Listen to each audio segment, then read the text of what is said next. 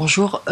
Oui, moi je vais pas vous donner évidemment des conseils sur la recherche d'informations avancées sur le web aujourd'hui. C'était plutôt pour qu'on réfléchisse ensemble à quelle recherche on peut faire et quelle recherche on fait quand on est toujours connecté avec des comptes, que ce soit sur des comptes Google ou des comptes sur des réseaux sociaux.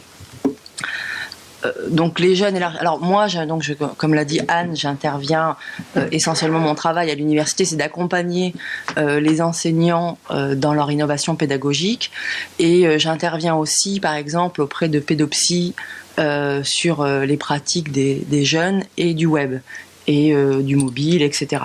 Donc ma vision, elle est évidemment que la mienne, et je vais la partager avec vous. Donc pour les objectifs de cette présentation, ce serait, ou des enseignants, c'est aider les enfants à appréhender le web. Aujourd'hui, avec les algorithmes qui sont dans les moteurs de recherche et les médias sociaux, c'est donner quelques pistes, parce que donc dès qu'on fait une recherche, on va le voir, on est connecté, on n'est plus anonyme. Donc aussi comment protéger leur identité, leur vie privée, et tout ça évidemment pas en fermant des vannes, mais en encourageant leur originalité et leur créativité, parce que comme on l'entendait dans la capsule de tout à l'heure, il n'est pas question de rompre avec leurs pratiques, mais d'aller ensemble. Juste quelques chiffres, c'est toujours agréable.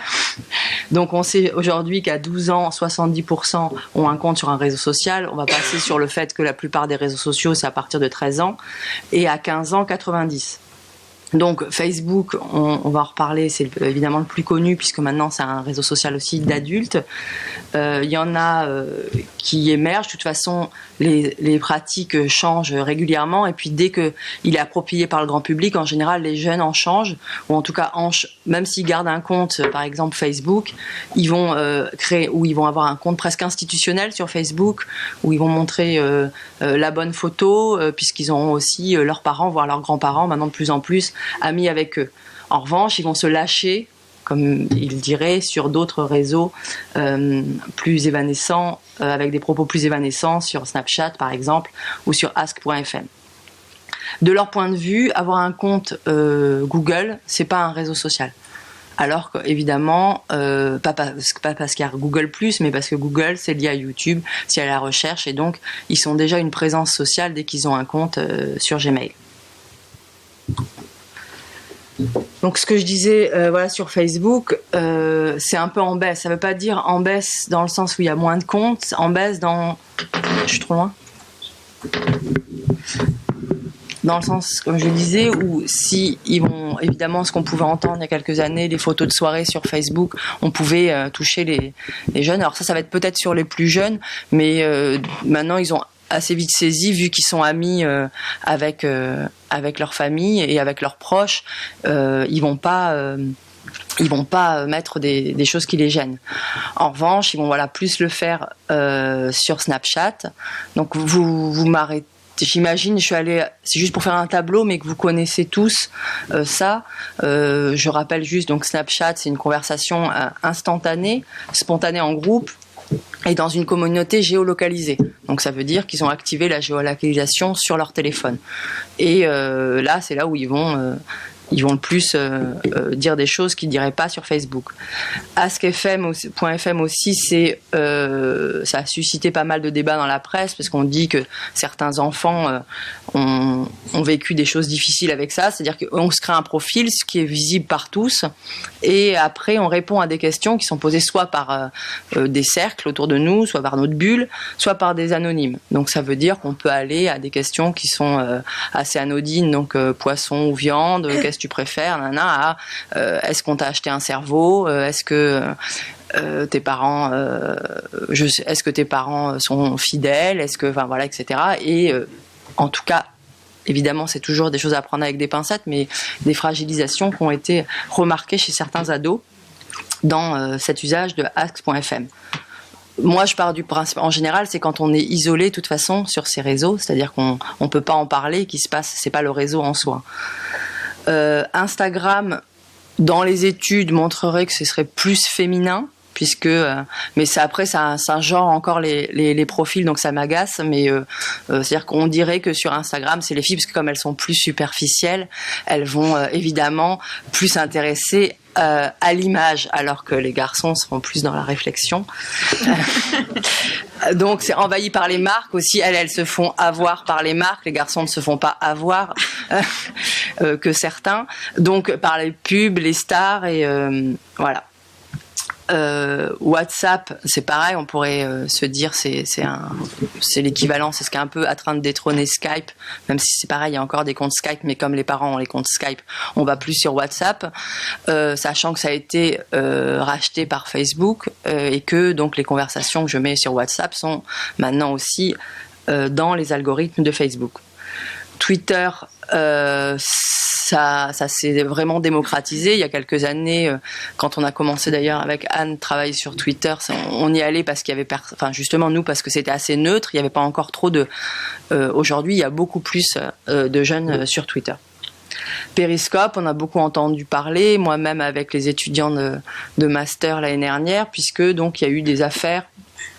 Donc c'est se filmer et de poster en direct, ça c'est sur le live. De toute façon on est sur une immédiateté aujourd'hui, donc donc des jeunes qui filment qui filment les cours et qui les postent automatiquement, ou qui disent par exemple, je crois qu'à Bordeaux c'était ça, j'ai pas vraiment suivi l'affaire, mais il me semble qu'ils disaient plus vous allez me mettre de likes, et au bout de tant de likes je vais aller frapper des gens dans la rue voilà, et ça marche assez bien.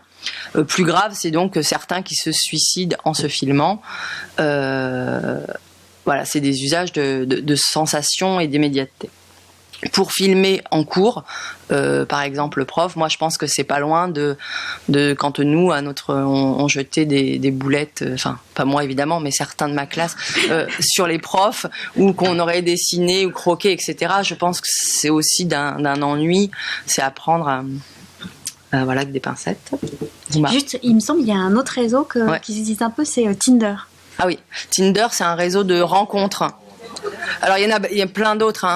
Tinder, c'est un réseau de rencontres qui au début était un réseau plutôt gay. Et d'ailleurs, c'est ce qui a permis pendant les printemps arabes en Égypte de pouvoir mettre en prison les mecs homos, parce que c'était géolocalisé, donc la police pouvait les retrouver. C'est vrai, je l'ai pas mis. Je voulais pas parler trop de sexe aujourd'hui. Non, mais j'ai vu, moi ça m'a frappé récemment, j'ai vu des ados de mon entourage qui utilisaient Tinder et beaucoup quoi. Et donc je pense que maintenant il faut inclure ça. Ouais. Et d'ailleurs, sur les recherches, suivant leur ordi, évidemment, et l'adresse IP, etc., par rapport aux algorithmes, selon les recherches, ils vont avoir, s'ils marquent réseau social dans Google, très vite réseau social pour ados, donc, ou pour enfants. Ou pour les réseaux sociaux de rencontres amoureuses pour enfants ou pour ados, c'est selon leurs précédentes recherches sur le web. J'en oublie d'autres, hein, j'ai pas du tout tout. Alors donc pourquoi je fais ce slide sur le téléphone portable, parce que c'est pas que chez les enfants. La recherche depuis un an, la recherche sur mobile a dépassé la recherche sur ordinateur. Donc c'est pas simplement qu'on a un écran plus petit pour aller sur un moteur de recherche ou un média social, ça veut dire aussi que c'est constamment. C'est que les enfants, même si aujourd'hui, si on pose aux jeunes la question, est-ce que vous dormez avec votre téléphone portable, beaucoup vont dire non. Parce que ils vont dire non, on sait que les ondes c'est pas bon, et si vous tournez la question autrement, si vous leur demandez est-ce qu'ils se réveillent avec leur téléphone portable, ils vous disent 70% vous disent oui. Donc ça prouve qu'il n'est pas très très loin en tout cas, et donc c'est comment on va tourner la question. Ça veut dire qu'ils sont constamment connectés à leur bulle, et leur bulle sociale est déjà complètement confinée dans le média social dans lequel ils sont. Le mobile donc est très important. Les médias l'ont compris puisqu'ils s'adaptent. On parle de mobile first. Vous avez peut-être entendu des collègues ou des personnes qui sont un peu douées en informatique ou comme ça, ou qui aiment ça, qui disent moi mon site il est responsive design. Alors voilà, maintenant pour briller en soirée, c'est le mot qui depuis quelques années est pas mal. Ça veut dire simplement qu'il s'adapte au mobile. C'est-à-dire que le site web, quand vous naviguez, que vous passiez de la tablette au téléphone ou à l'ordinateur, vous retrouvez un ça veut pas dire que le site est fait en plus petit pour le mobile, ça veut dire qu'il est adapté à la navigation qu'on a. Ça veut dire qu'on peut commenter aussi l'information, c'est-à-dire qu'on peut liker quelque chose sur un média social en quelques secondes, de n'importe où, et s'il y a cette immédiateté, ça veut dire qu'on a aussi moins de temps de réflexion.